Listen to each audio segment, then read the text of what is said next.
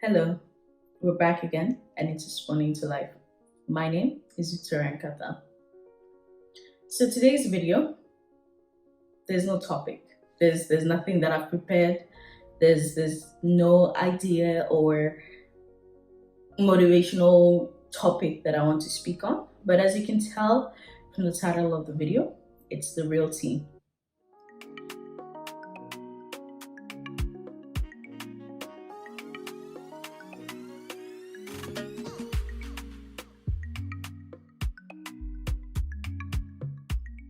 Now, I want to talk about something that's very, very recent and something that's straight from my heart. So, this is not from my brain or any other person's experience or something that I've generated motivation from or gotten inspired by, all the same. It's something from within. And I definitely hope that somebody will be able to get inspired from my own story. Now, I don't even know where to start, to be honest, but I want to let's start from the beginning. Now, a few months ago, a big shift in my life happened. And when big things happen, sometimes it can either, well, all the time, it actually makes you because it's how you take it. And if you survive it, it will make you. Now, what I mean is that this could be losing people, breakups, death, or something like that. So let's just say experience on the book. And from this, I was here on responding to life, obviously.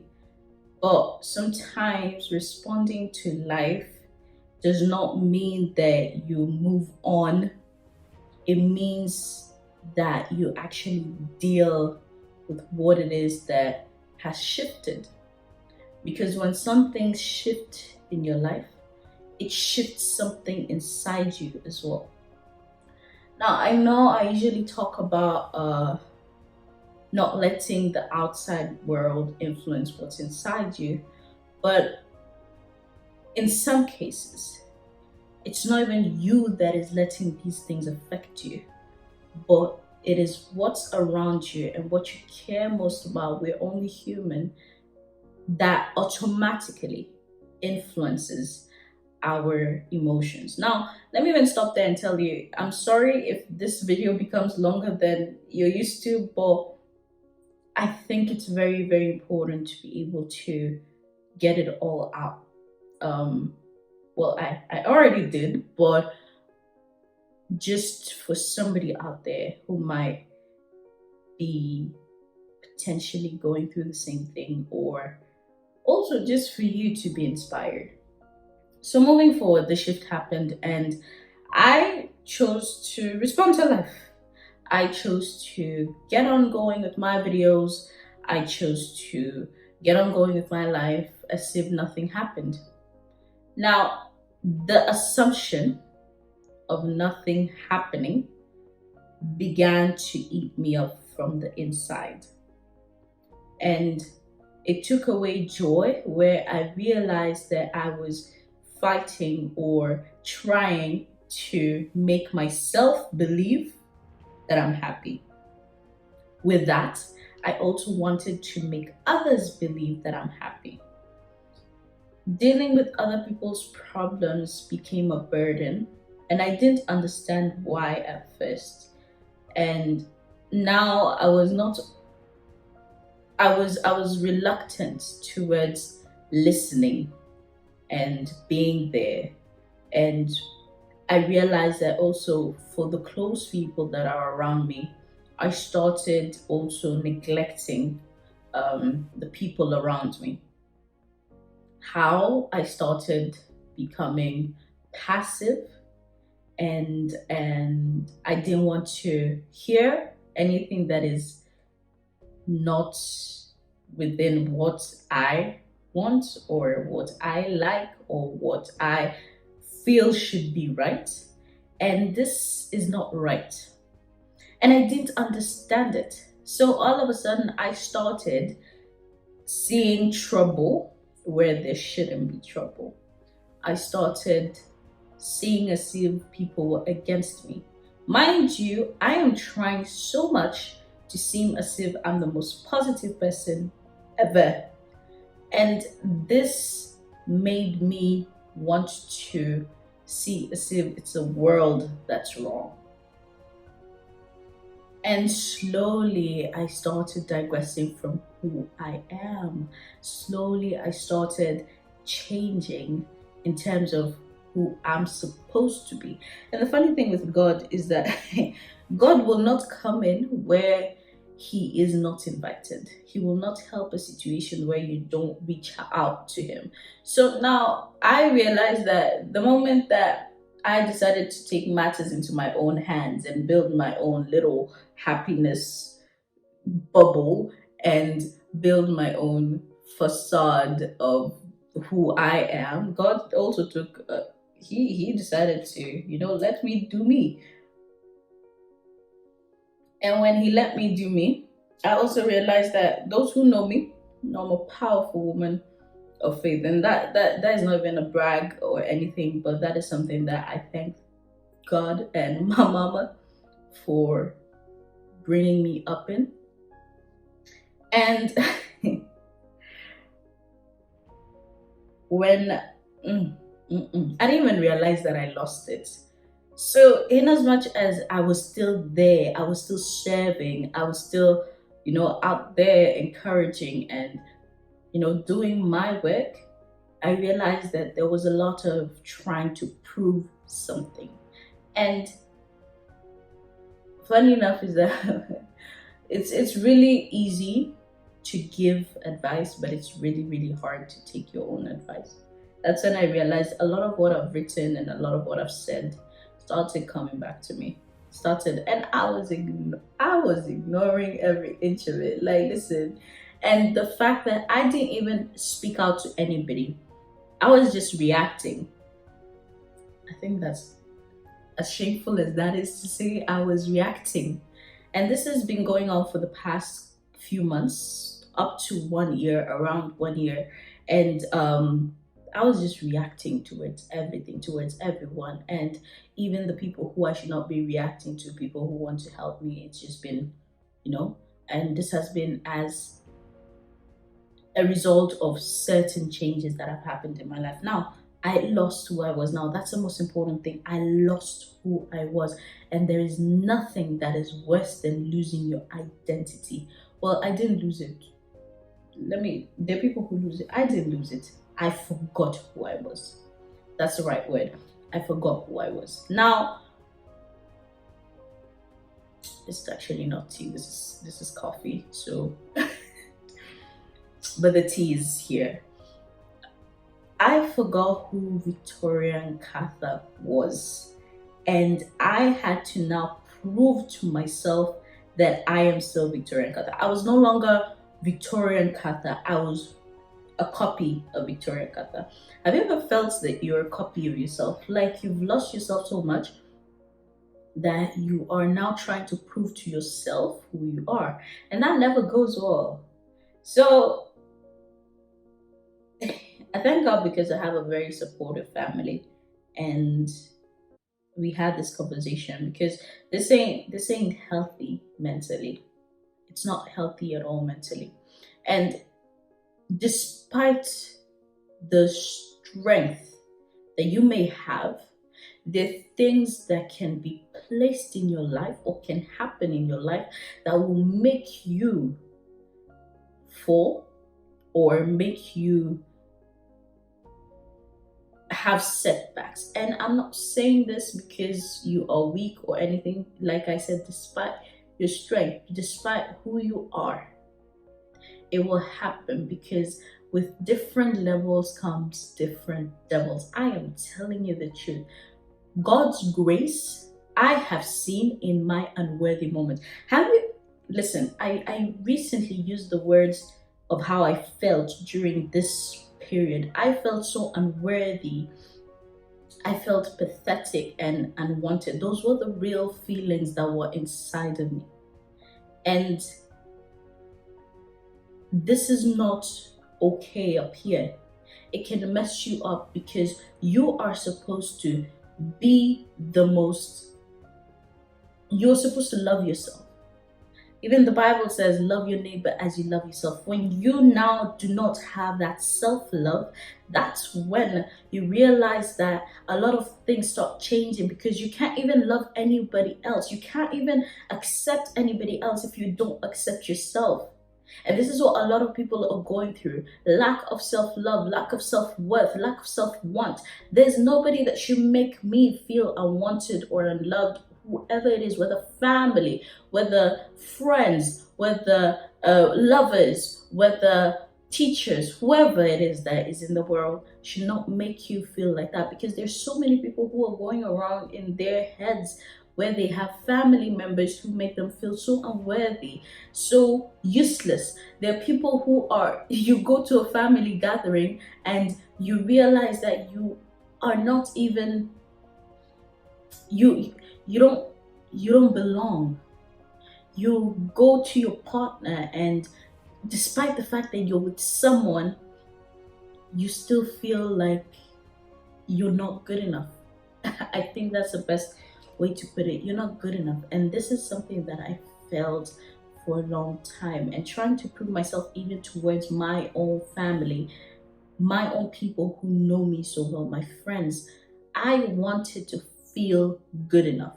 And the idea of me being strong did not make me want to speak out, because I knew that people view me as a strong person. People view me as someone who should be always there for others, and I cannot seem weak. And that was something that was in my head.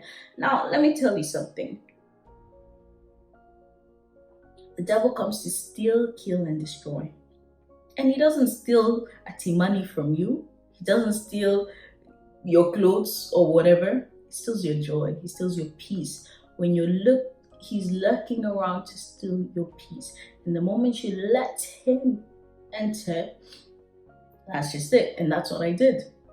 And I am coming to you because I am strong enough to be able to speak out.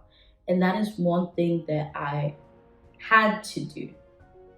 And I am telling you, I felt like the biggest burden was taken off of my shoulders, something that I had carried with me for over a year.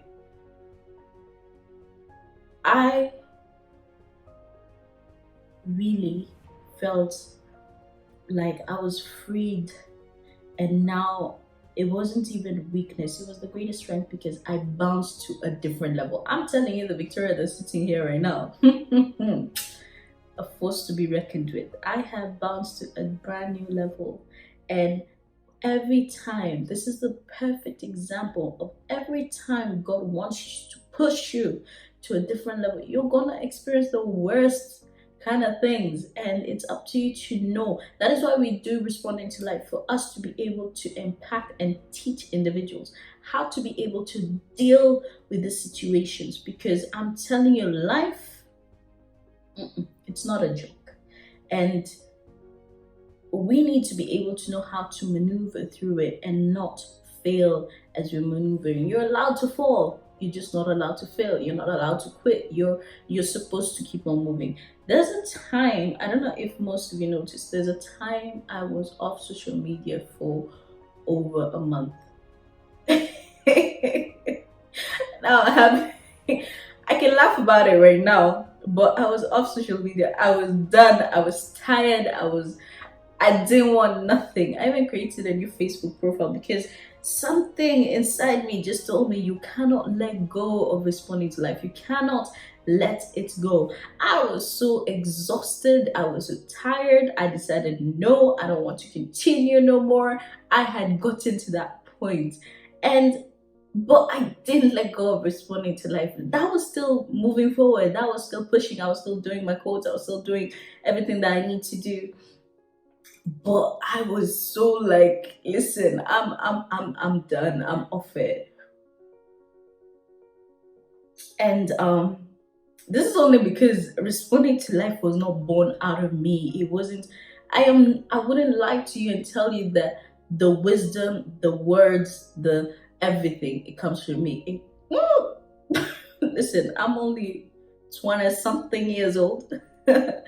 um, but it's the grace of God. And to me, I was just exhausted. I was, I was done. I was like, listen, I don't need this. But I'm telling you the truth, if that wasn't my breaking point, then there's nothing that will be my breaking point. Mm-mm. And that is when I realized that God also manifested. The funny thing is that we cannot brag of how faithful we are to God, because even my faith disappeared. It slowly got locked into its own room. And I realized that even I was trying to prove to myself that I'm still a woman of power. I'm still a powerhouse. And we cannot brag. I think God was just looking at me and just laughing, literally. And we cannot brag of how faithful we are to God, but we can brag of how faithful He is to us. Even with that, God still blessed me, because announcements. I will be speaking at an event in Sweden the end of September, and this is gonna be something that is, you keep on watching out. And for the I'll be hosting my very first event in Denmark as well. So everybody in Denmark, look out, and Kenya, we are coming, responding to life. So in all these things, you realize in your most unworthy moment, in the most undeserving moment, that is when God is telling you, this is now, you're preparing for your biggest sessions, you're preparing for your own independence, you're preparing for a bigger blessing, you're preparing for a bigger level. Because I haven't hosted my own independent events.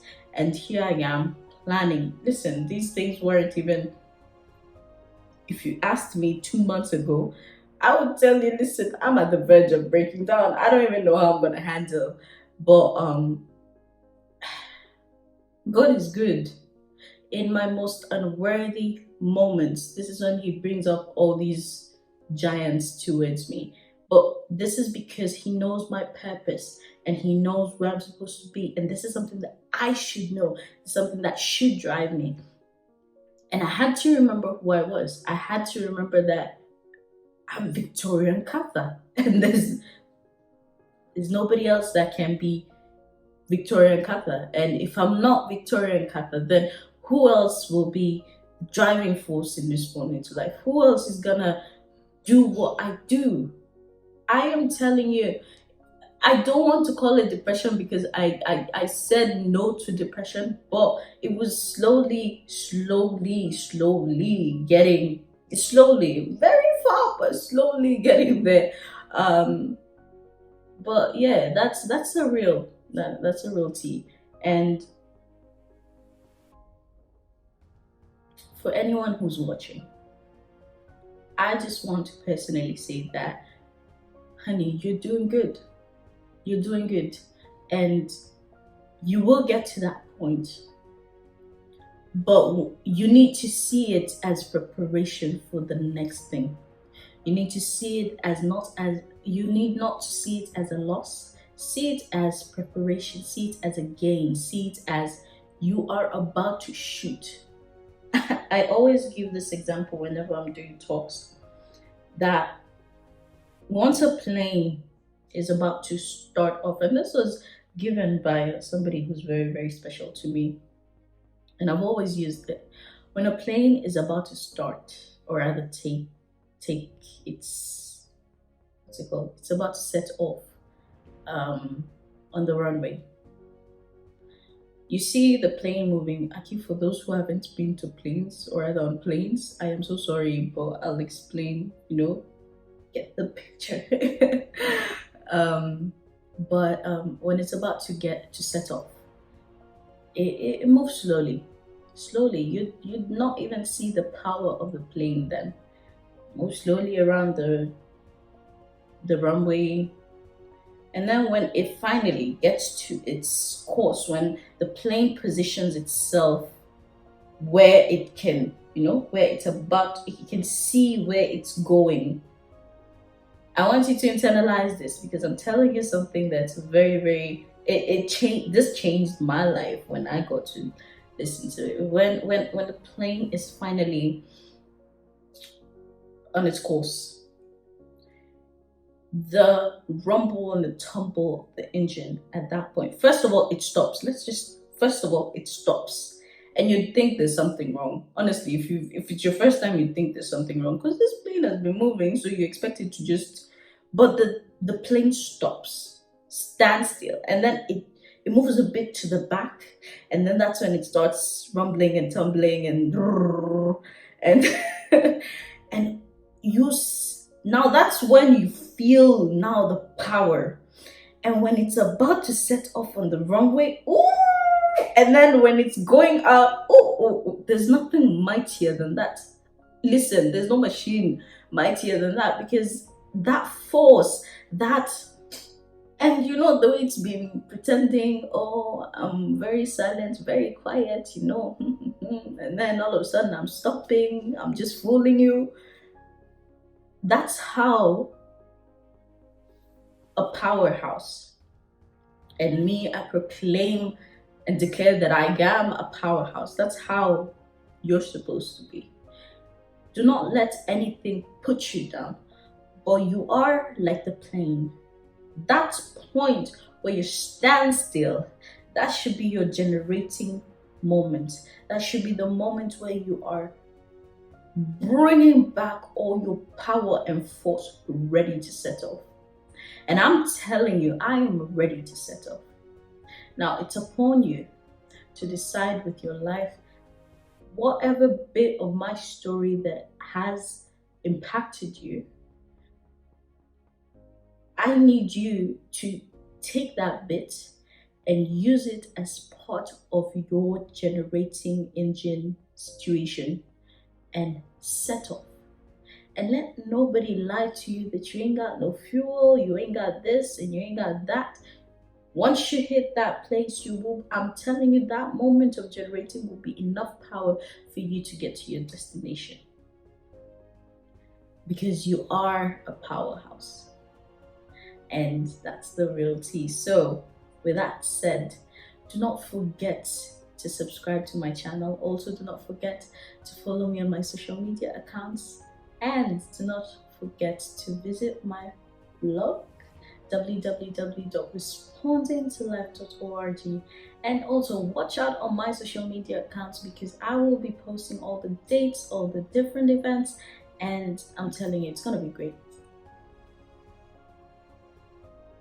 So from us, with love, my name is Victoria Nkatha, and this is Responding to Life.